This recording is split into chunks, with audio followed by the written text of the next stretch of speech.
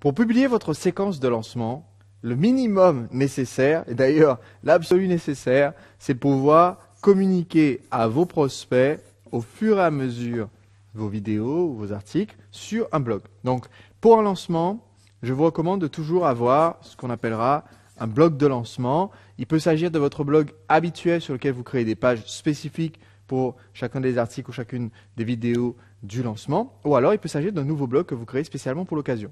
Personnellement, j'aime bien créer un nouveau blog spécialement pour l'occasion, un blog dédié à chaque produit, parce que ça me permet d'avoir un nom de domaine qui soit bien référencé. Par exemple, quand je vais créer séduire le client, je vais le mettre sur séduirleclient.com. Je crée un produit, je le mets sur votreproduit.com. J'essaie de faire en sorte que ça me construise petit à petit, à chaque lancement, un réseau de sites internet. Parce que souvenez-vous, pour l'effet boule de neige, après le lancement, on ne supprime pas le site. On garde les liens restent actifs même si on met autre chose dessus. Donc, vous pouvez utiliser votre blog existant, c'est le minimum. Vous créez des pages supplémentaires. Ce que je vous recommande, c'est d'avoir un blog WordPress parce que c'est l'outil qu'utilise la majorité des lancements aujourd'hui. C'est aussi un outil qui est très simple à prendre en main, qui existe en français, qui est gratuit. Je ne vois pas qu'est-ce qu'on pourrait faire de plus pour le rendre plus pratique. Donc, il suffit d'avoir un blog normal sous WordPress pour pouvoir gérer votre lancement.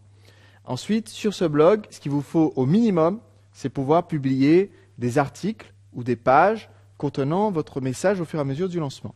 Donc, si vous choisissez la solution d'articles, il va quand même falloir aérer un peu les articles, intégrer des images, ou alors vous pouvez intégrer des livrets, ce qu'on appelle un livret PDF à télécharger. Aujourd'hui, il existe beaucoup de solutions très très simples pour créer des livrets PDF. Je vous en ai déjà donné certains dans cette formation, lancement orchestré. Vous en avez déjà sans doute téléchargé sur mon site ou alors je vous en ai envoyé gratuitement dans la newsletter par email, ces PDF. Eh bien, mes livrets PDF, je les réalise tout simplement avec Word. Et j'ai une ancienne version de Word, je vais avoir la version Word 2007 d'installer. Depuis Word 2007, le logiciel de Microsoft Word, vous permet de facilement créer des livrets PDF. Il y a même des designs personnalisés quand vous créez un nouveau document. Vous pouvez choisir selon un modèle et il y a des designs qui sont très très beaux, très bien conçus, très professionnels et qui donneront une vraie valeur perçue à votre livret. Donc, en plus de Word 2007, si vous préférez avoir un outil gratuit, si vous n'utilisez pas Word, vous avez un outil aujourd'hui qui s'appelle OpenOffice.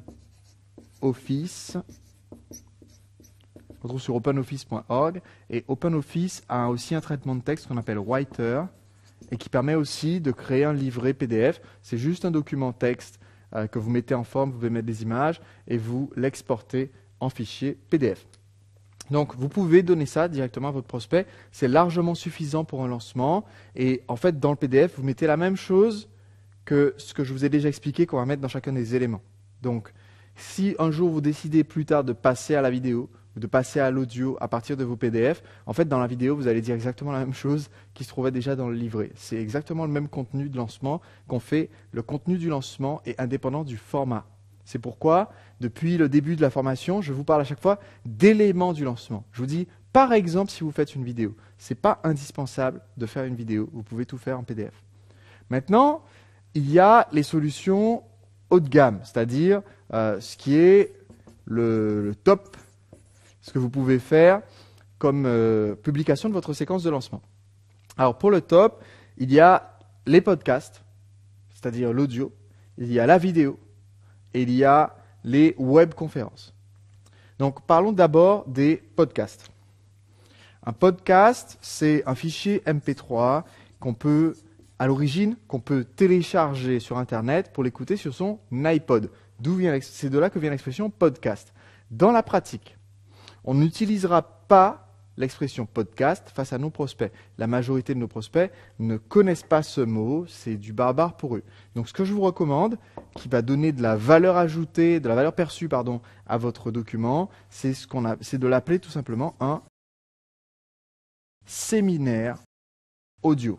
Quand vous dites que c'est un séminaire audio, ça a beaucoup plus de valeur déjà. On s'attend à ce que ça soit intéressant, que ça soit l'équivalent d'un séminaire, c'est-à-dire que ça vaille réellement des sous, et si on l'a gratuitement, c'est un atout. Donc je vous recommande d'appeler ça un séminaire audio, et quand vous allez mettre ce fichier à disposition sur votre site internet, vous allez uniquement le mettre en écoute sur le site. Autrement dit, vous allez avoir des prospects qui vont demander à télécharger le document MP3. Vous ne proposez pas le téléchargement sur le site. Exceptionnellement, si quelqu'un le réclame vraiment, vous pouvez le lui donner. Mais sur votre site de lancement, si vous mettez de l'audio, il faut qu'on puisse l'écouter sur le site. Pourquoi? Parce que si vous laissez les gens télécharger le document, ce qui va se passer, c'est qu'ils vont le télécharger, le sauvegarder sur un disque dur, dans un coin, ne jamais y revenir, et ils se diront, c'est bon, je l'ai, je pourrai l'écouter quand je veux. Et ils ne l'écouteront pas pendant le lancement, et du coup, ils n'auront pas eu le message qui sert à acheter le produit. Donc, il n'y a pas le téléchargement, et aussi, ce qui est important, c'est que vous demandez sur la page où on peut recevoir le séminaire audio, vous récupérez encore une fois les coordonnées. Donc, il faut s'inscrire, donc capture d'email sur cette page, et vous la publiez sur votre blog. Ça vous permet de continuer d'obtenir des nouvelles adresses email, des nouveaux contacts de prospects.